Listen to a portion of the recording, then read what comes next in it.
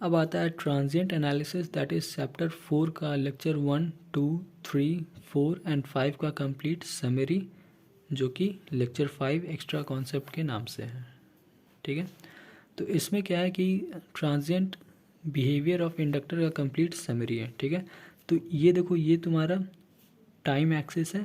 ठीक है, और ये क्या है, ये स्विचिंग टाइम है। ठीक है, मतलब time is equal to 0 second पे हमारा स्विचिंग एक्शन परफॉर्म किया गया है। ठीक है, या तो तुम्हारा स्विच ऑन से ऑफ किया गया इस समय पे, या तो स्विच ऑफ से ऑन किया गया। ठीक है, अब जीरो अगर स्विचिंग एक्शन है जैसा, ठीक है, मतलब क्वेश्चन में दिया हुआ है कि t इज इक्वल टू 0 पे स्विच मूव किया। ठीक है, वो चीज़ है। तो 0 पे अगर स्विचिंग एक्शन किया गया तो 0 प्लस और 0 माइनस तुम्हारा ट्रांजिएंट स्टेट होता है, और इसके आगे plus infinite and minus infinite तुम्हारा भी एक स्टेडी स्टेट होता है। ठीक है, मतलब एक पोजीशन होता है।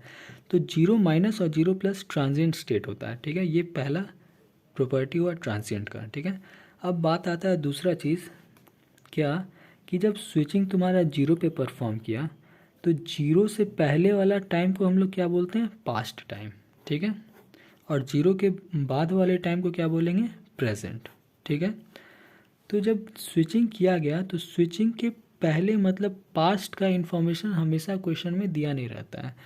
तो स्विचिंग के जस्ट पहले, दैट इज़ 0 माइनस, जो कि ट्रांजिएंट है, उसको हम लोग पास्ट कंसिडर करते हैं।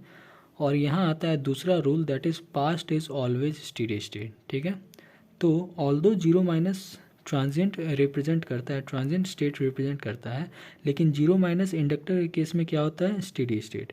और 0 माइनस अगर स्टेडी स्टेट है तो स्टेडी स्टेट का प्रॉपर्टी तुमको 0 माइनस पे देखने को मिलेगा। दैट इज़ स्टेडी स्टेट में तुम्हारा इंडक्टर वोल्टेज 0 वोल्ट होता है, तो 0 माइनस पे भी तुमको 0 वोल्ट ही देखने को मिलेगा। ठीक है, और पास्ट में ये भी इंफॉर्मेशन नहीं दिया रहता है कि इंडक्टर तुम्हारा इनर्जाइज्ड है या अनइनर्जाइज्ड है। तो जब अनइनर्जाइज्ड होगा तो उस समय 0 एम्पियर। ठीक है, ये हो गया। अब बात आता है ट्रांजिएंट कितना दूर तक रहता है। तो देखो, स्विचिंग जब परफॉर्म करते हैं तो स्विचिंग से लेके इनफाइनाइट तक ये कंप्लीट डिस्टेंस हमारा ट्रांजिएंट होता है। ठीक है, इस ट्रांजिएंट बिहेवियर को समझने के लिए हम लोग क्या करते हैं, दो इंस्टेंट में बांटते हैं। दैट इज़ एक होता है 0 प्लस, और दूसरा इंस्टेंट के, ये इंस्टेंटेनियस पोजीशन है, और दूसरा इंस्टेंट क्या होता है, 0 प्लस से लेके इनफाइनाइट तक का डिस्टेंस। ठीक है, तो ये जो 0 प्लस होता है इसमें तुम्हारा इंडक्टर रिप्लेस हो जाता है करंट सोर्स से, और ये जो टाइम पीरियड है 0 प्लस से इनफाइनाइट का, ये बन जाता है तुम्हारा डिस्चार्जिंग या फिर तो चार्जिंग टाइम। ठीक है, और इनफाइनाइट के बाद आ जाता है तुम्हारा स्टेडी स्टेट। ये स्टेडी स्टेट होता है, और मशीन जब तक चलते रहे यही तुम्हारा स्टेट बरकरार रहता है। ठीक है, अब अगर अगर तुम्हारा इंडक्टर डिस्चार्ज हो रहा है तो ये डिस्चार्जिंग टाइम होगा, अगर इंडक्टर चार्ज हो रहा है तो ये चार्जिंग टाइम होगा। ये 0 प्लस ट्रू ट्रांजिएंट टाइम हो गया, इसमें इंडक्टर रिप्लेस हो जाता है एक करंट सोर्स से, और उस करंट का वैल्यू क्या होता है, KVL या KCL से हम लोग फाइंड आउट करते हैं। ठीक है, बात करें एनर्जी का। हाँ देखो, I0 plus is equal to V/R, ये क्या बता रही है, बता रहा है तुमको कि I0 प्लस हमेशा कैलकुलेट करते हैं KVL या KCL से। ठीक है, उसी तरह से एनर्जी तुम्हारा ऐसे हो गया। और वोल्टेज क्या होता है, स्टेडी स्टेट पे वोल्टेज निगेटिव होता है इंडक्टर का। ठीक है, पास्ट का बात करें तो 0 माइनस पास्ट तुम्हारा स्टेडी स्टेट में 0 वोल्ट। ठीक है, ये तुम्हारा इंडक्टर का property, that is 0 minus is equal to 0 plus is equal to 0। ठीक है, वोल्टेज का बात करें तो VL 0 minus is equal to 0 volt, VL 0 plus is equal to negative. ठीक है, एनर्जी का बात करें तो energy 0 minus is equal to 0 is equal to 0 plus. देखो, इंडक्टर का प्रॉपर्टी होता है that is to hold the current in transient state, इसीलिए 0 माइनस 0 प्लस और 0 में सेम करंट होता है, जबकि वोल्टेज में ऐसा नहीं होता है। इंडक्टर सिर्फ और सिर्फ करंट को होल्ड करता है ट्रांजिएंट टाइम में, जबकि कैपेसिटर वोल्टेज को होल्ड करता है ट्रांजिएंट टाइम में। ठीक है, तो करंट के लिए 0 माइनस और 0 प्लस सेम करंट होता है, जबकि वोल्टेज का ऐसा सीन नहीं है। 0 माइनस में 0 वोल्ट होगा और 0 प्लस में तुम्हारा नेगेटिव हो जाएगा, that is transient state. Transient state में क्या होता है, 0 प्लस में इंडक्टर रिप्लेस हो जाता है करंट सोर्स से, और उस समय इसका जो वोल्टेज है वो तुम्हारा निगेटिव होता है। इसका वैल्यू क्या होगा, तो वैल्यू KCL या KVL के थ्रू फाइंड आउट करना होता है। ठीक है,